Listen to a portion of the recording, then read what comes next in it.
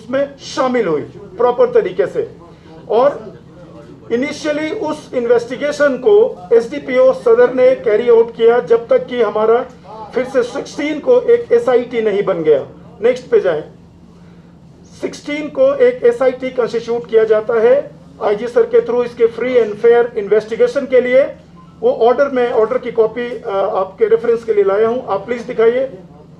इस ऑर्डर की कॉपी के तहत एसआईटी बनाई जाती है और एसआईटी इस केस को टेक ओवर करती है। नेक्स्ट, एसआईटी जब इस केस को टेक ओवर करती है उसके बाद सबसे पहले जो उस समय तक जो हमारे पास जो सीज्ड आइटम्स थे उसको हम लोगों ने लिया। लिंक में दिखाएं वो सीज्ड आइटम्स क्या थे। 2 पिस्टल्स और 4 मैगजीन्स, उसके अलावा बाकी बुलेट्स और तमाम चीजें ये इनिशियल जो साइट से मिली थी ये हमने सीज किया। नेक्स्ट,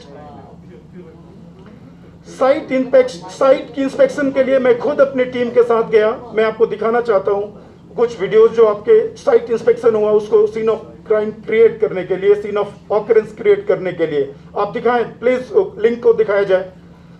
साइट इंस्पेक्शन, ये वो बिल्डिंग है क्वेश्चंस में जो आप लोग जाकर देख चुके हैं। ये हैदरपुरा की तरफ जाता है सर्विस रूट और दूसरी तरफ बेमिना की तरफ जाता है।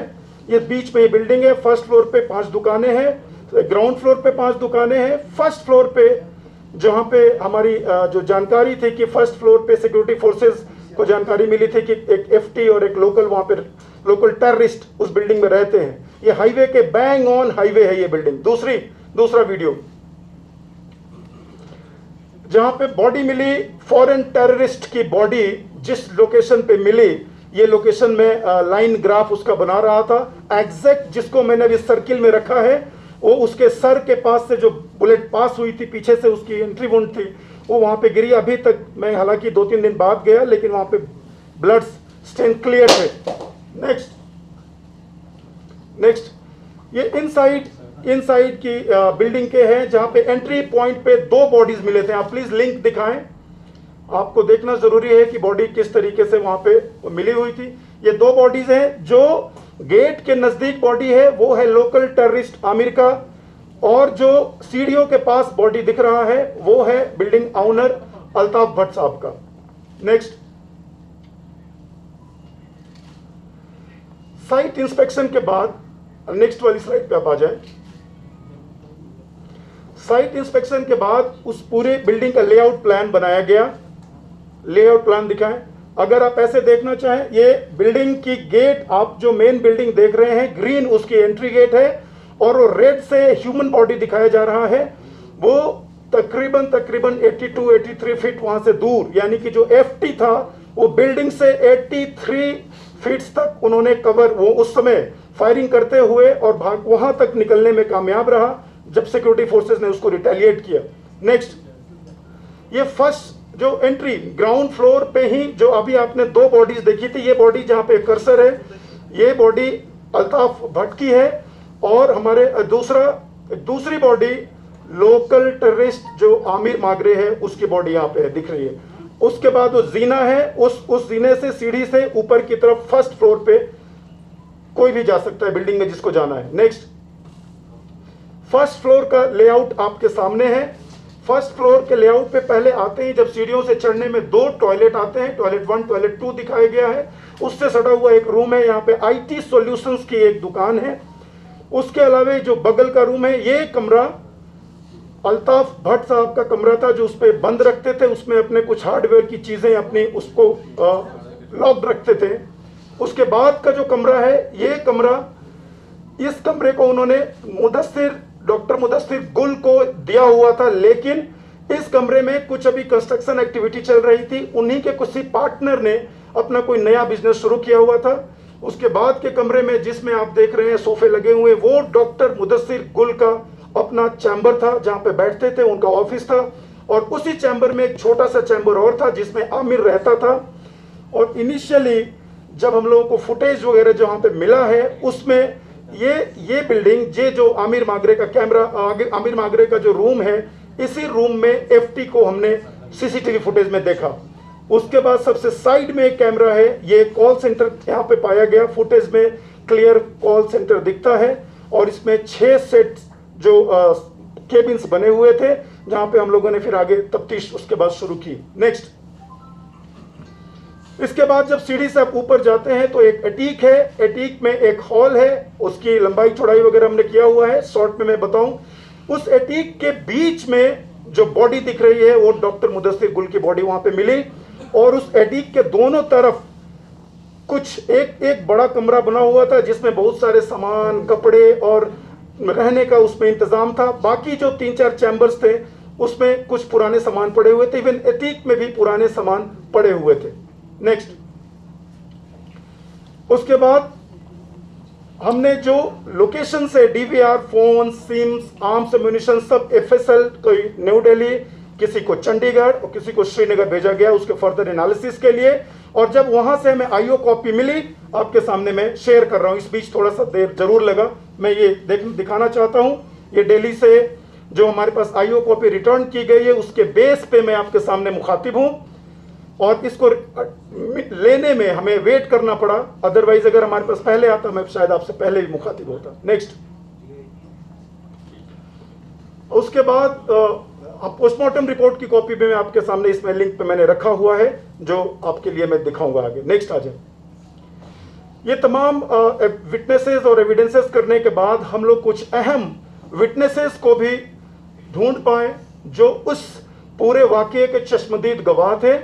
साथ ही साथ कुछ लिंकेजेस हमें बांडीपुरा तक ले गई, और बांडीपुरा में भी कई हमारे विटनेसेस मिले जिन्होंने इस केस पे अहम प्रकाश सुराग डाला, उसको बताया। लेकिन पहले मैं शुरू करता हूं, श्रीनगर में हमारे पास कौन कौन से विटनेसेस थे। सबसे पहले 14 नवंबर को शाम कोई 6 बजे का वक्त होगा जब हमारे जोनल एसपी के पीएसओस पे एक अटैक हुआ। उस अटैक में जो हमारे जवान जिसको गोली लगी और वो बच गए, और उसके साथ जो उसका साथी था जिसने उस एफटी को यानी फॉरेन टेररिस्ट को बड़ी क्लोज देखा था, उन्होंने सबसे पहले आइडेंटिफाई किया कि हैदरपुरा में जो मारा गया है वही वो फॉरेन टेररिस्ट था जिसने उसको टारगेट किया। क्लियरली उसने मैजिस्ट्रेट के सामने आइडेंटिफाई किया।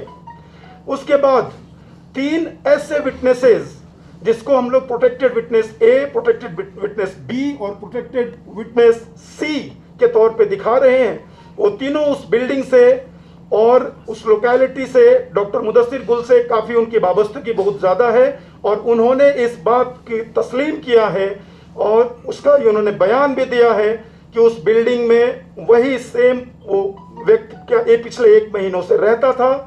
उस बिल्डिंग में कभी घूमता हुआ कोई बाहर की तरफ आता था, कभी बातचीत, वैसे शांत रहता था, फोन पे काफी बातचीत किया करता था, और उसकी जबान ना तो कश्मीरी थी ना ही वो डोगरी बोल पाता था। वो उसके जबान जब इन्होंने सुना उसके बेस पे इन्होंने कहा कि कोई ये बाहर का होगा, फॉरेन उसका एंगल उसको लग रहा था।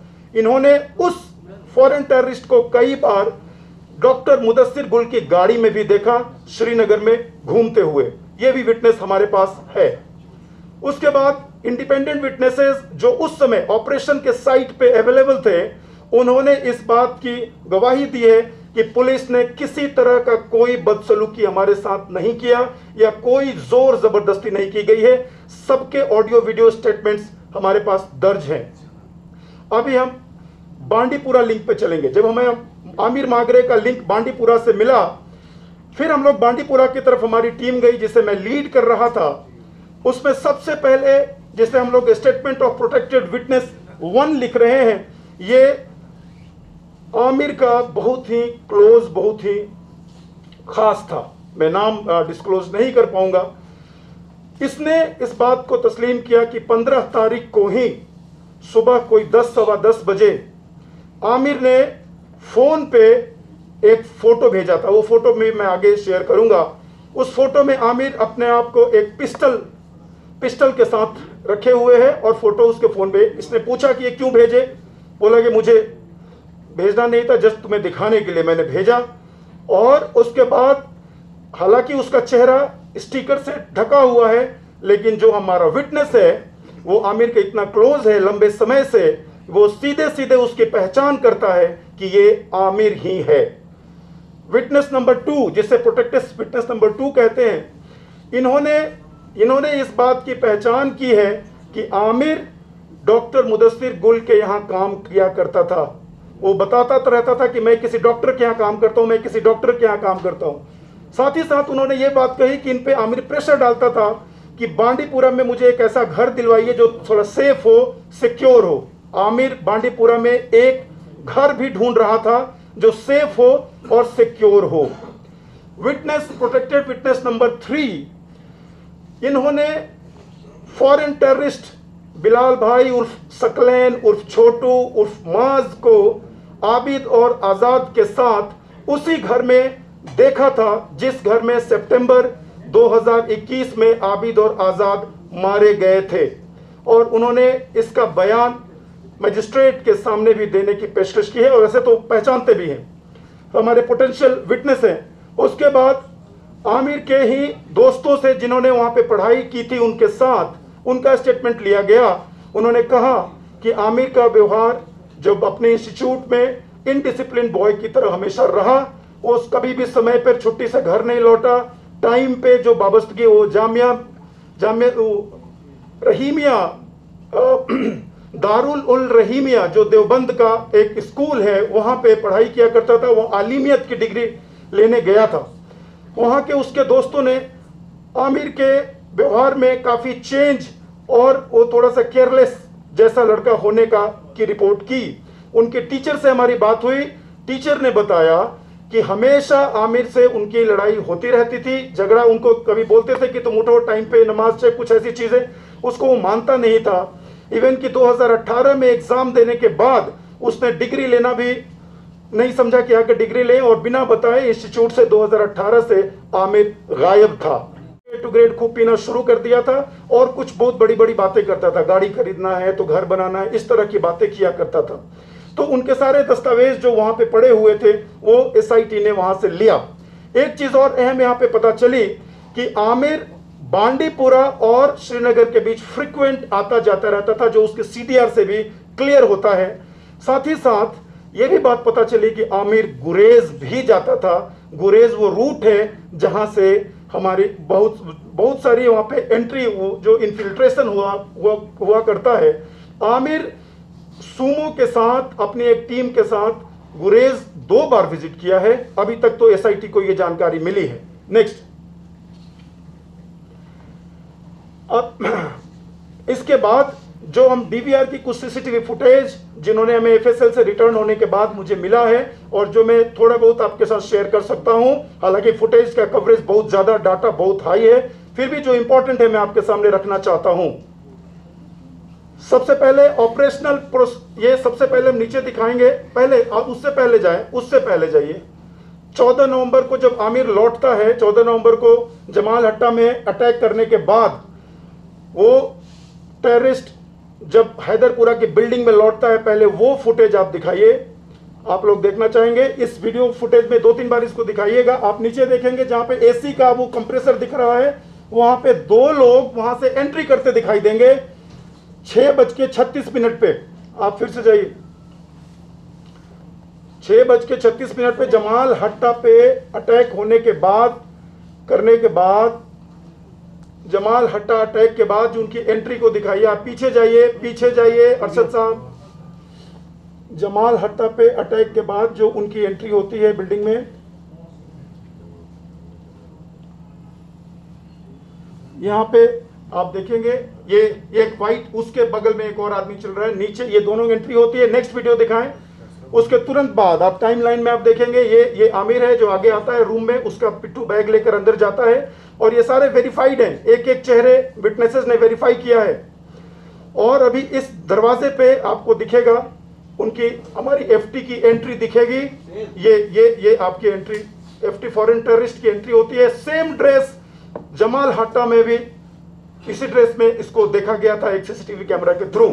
तो ये बिल्डिंग और ये चैम्बर जो आपके सामने है, ये डॉक्टर मुदस्सिर गुल का चैम्बर है, और आमिर उसमें रहता था साइड में, और उसमें 14 की शाम को वो FT को खुद लेकर उस चैम्बर में आता है, उसका बेड आगे लगाता है।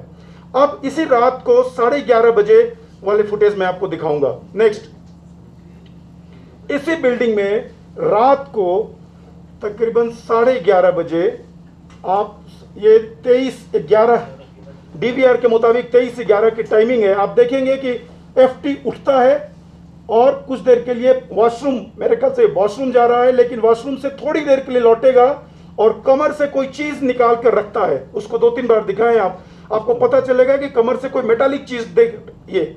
और जब हमने उसको स्टिल किया तो उसके हाथ में प्रॉपर पिस्टल दिखती है, जिसे वो ग्राउंड पर रखता है। यानी कि 14 तारीख को वो पिस्टल के साथ, आमिर के साथ उस बिल्डिंग में मौजूद था। नेक्स्ट, ऑपरेशनल प्रोसीजर की मैं दिखाना चाहूंगा आपको। आप सब लोग डेफिनेटली कैमरे को पलट के उसको कवर कर रहे हैं, लेकिन ये आप टाइमिंग देख रहे होंगे 5:01 पे वहां पे आर्मी की गाड़ी रुकती है और वो प्लेस है जहां पे पुलिस की भी गाड़ी आपको दिखती है। उस पूरे बिल्डिंग को 5 बजे तक हम लोग कॉर्डन, नजदीक से कॉर्डन करना स्टार्ट कर दिए थे। पुलिस पार्टी वहां पे सर्च करने के बाद आमिर को पहली बार उसी पॉइंट पे जो 5 बजे भी हम देख रहे थे, आमिर निकलने की कोशिश करता है और फिर उस थोड़ी देर वेरीफाई करने के बाद उसको हम लोग वो क्लासिक हॉस्पिटल की तरफ जाना चाहता था, तो उसको वहां से, चूंकि आमिर की पहचान हमारे पास नहीं थी, तो अलाउ भी किया गया था उसको। फिर बाद में बाकी सारे लोगों को इसी बिल्डिंग से निकाल के और बगल वाले उस, आप देख रहे होंगे पुलिस की जो पार्टी है, बाकी लोगों को निकाल के और वहां पे ले जाती है, एक जगह रखती है। और पहला सर्च पुलिस पार्टी अपनी ओर से, SHO की ओर से पहली पार्टी इसमें जाती है। नेक्स्ट दिखाएं, आप देखेंगे इसमें पुलिस की टीम जाती है ये सर्च करने। ये पूरी टीम अंदर बिल्डिंग में जाती है, सर्च करती है। 5:29 का टाइम है। 2 बार टीम गई है, एक पुलिस SHO के और उनके कुछ लोगों के अंडर गई है, दूसरा SOG और आर्मी की टीम भी 2 बार उस बिल्डिंग को सर्च की। नेक्स्ट, नहीं इसको थोड़ा सा अगर और दिखाएंगे आप, हाँ कोई भी ह्यूमन शील्ड वाला पोर्शन दिखाएं आप। कोई तकरीबन 6 बजे के करीब में जब आमिर को फाइनल, उसका जो गेट बंद था, उन्होंने कहा कि 2 दरवाजे बंद हैं ऊपर के कमरों के, तो आमिर सर्च करके टॉर्च लिया हुआ जो पर्सन लौटता है, ये आमिर है। ये बिल्डिंग से टॉर्च लिए हुए सर्च करके लौटता है। इसके पास अपना फोन नहीं था, इसका फोन टेररिस्ट की बॉडी से मिला है। बार बार कहने पे भी बोल रहा था कि मेरा फोन उन्हीं 2 कमरे में बंद है। जब पूछा गया कि 2 कमरा किन का है, डॉक्टर मुदस्सिर गुल और जो अल्ताफ साहब थे, उन्होंने वॉलंटियर किया कि ये कमरा मेरा है, उसमें कुछ नहीं है, मैं खोल के दिखाता हूँ। ये 3 आदमी आपको बिल्डिंग के अंदर जाते हुए दिखेंगे और इनका फुटेज ये आप देखिए। डॉक्टर मुदस्सिर गुल अपने चैम्बर में आते हैं, ये देखते हैं इन्हीं के कमरे में जो CCTV फुटेज है उनसे, और फिर ये बगल के अपने उसमें भी जाते हैं, कॉल सेंटर में भी जाते हैं। इनके साथ अल्ताफ भट्ट साहब हैं और ये तकरीबन, आप यहाँ पे अगर करीब देखेंगे डॉक्टर मुदस्सिर गुल के चेहरे पे एक चश्मा भी है, ग्लास भी है, ये एक ग्लास पहने हुए हैं।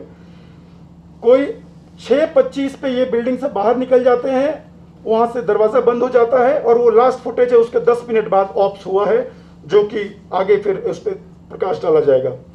हमें CCTV फुटेज से आप 6:36 पे ध्यान दीजिएगा। ये जब एनकाउंटर ब्रेकआउट होता है, उस लोकेशन से एक पर्सन भागता हुआ दिखेगा, वो फॉरेन टेररिस्ट बिलाल भाई है, जो एक ह्यूमन शील्ड बनाकर पहले तो वहां पे दरवाजे पर आया और वहां से अटैक करता हुआ, फायरिंग करता हुआ बाहर की तरफ भागा। जो आगे जो आप फायरिंग देख रहे हैं, वहां पे लाइट्स उठती, वहां जाकर मारा जाता है। एग्जैक्ट वो प्लेस जो मैंने पहले आपको दिखाया था।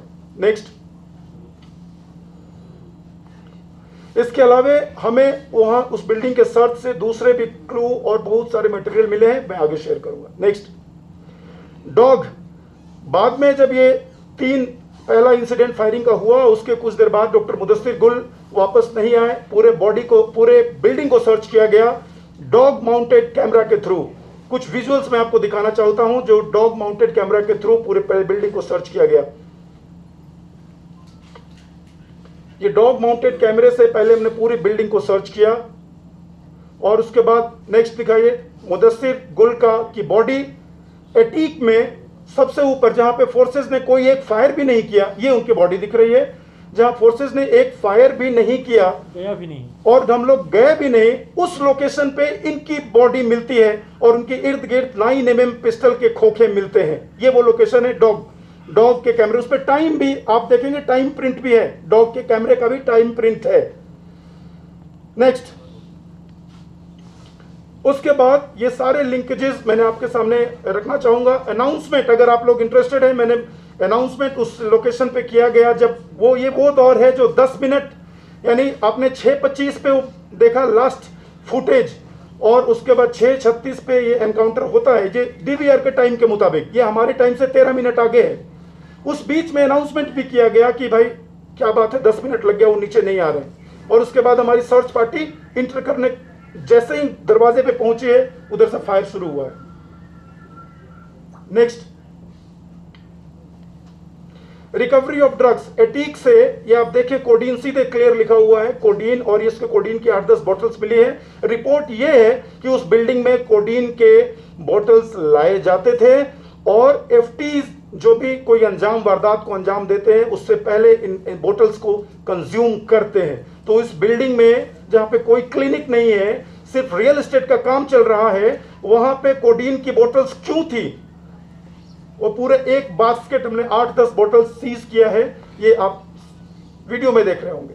दूसरा, आप ये पूरा जो उसकी आप देखेंगे, इसको जरा गौर से देखें, रोके, ये रात को सर्च हो रहा है। हाफ ईटन फूड वहां पे रखा हुआ था। एटीक में जो घर है जिसको बिल्डिंग में फॉरेन टेररिस्ट हाइड आउट के तौर पे इस्तेमाल किया करता था, जो सिक्योरिटी फोर्सेस को भी इस बात की जानकारी नहीं थी, इसमें फूड जो पड़ा हुआ है, ये हाफ ईटन ताजा साग और सब्जी वहां पे उस रोज का पड़ा हुआ था।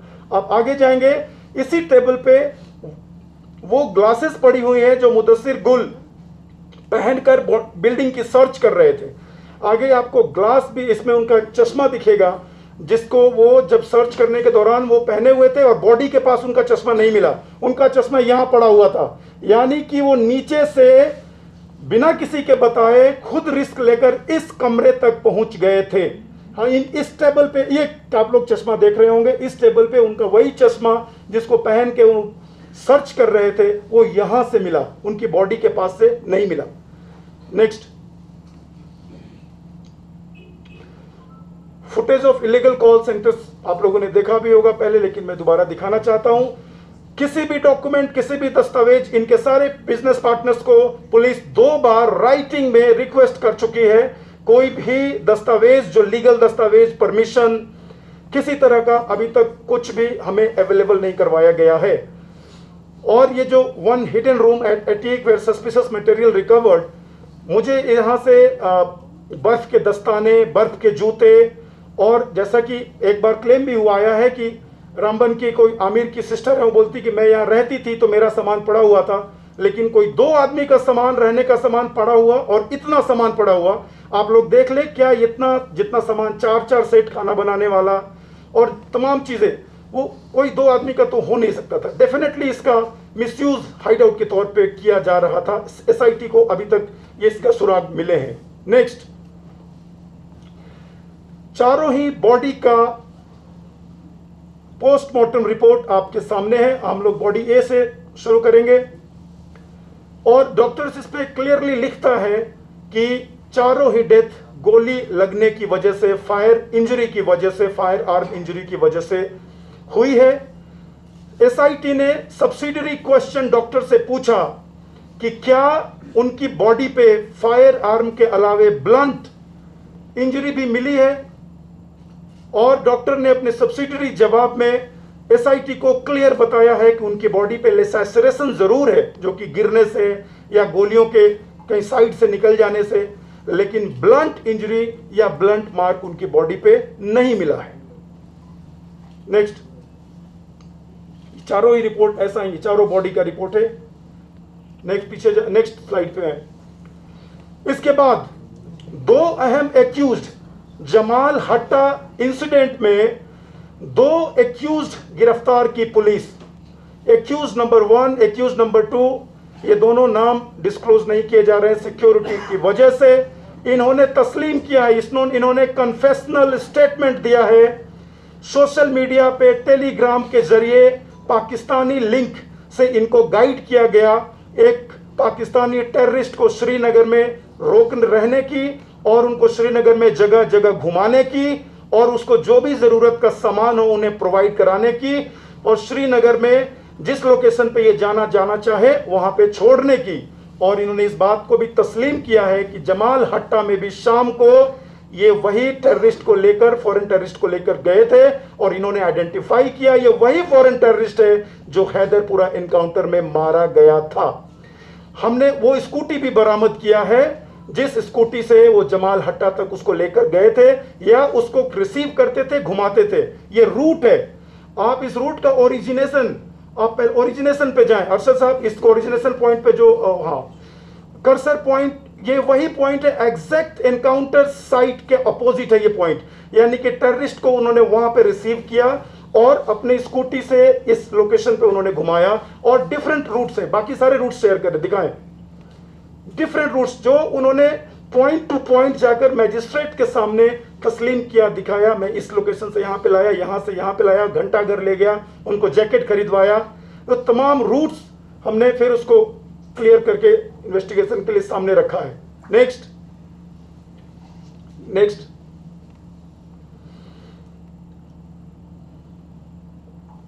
दो एक्यूज के कन्फेशनल स्टेटमेंट के बाद मैं सीडीआर की डिटेल में आपको दिखाना चाहूंगा।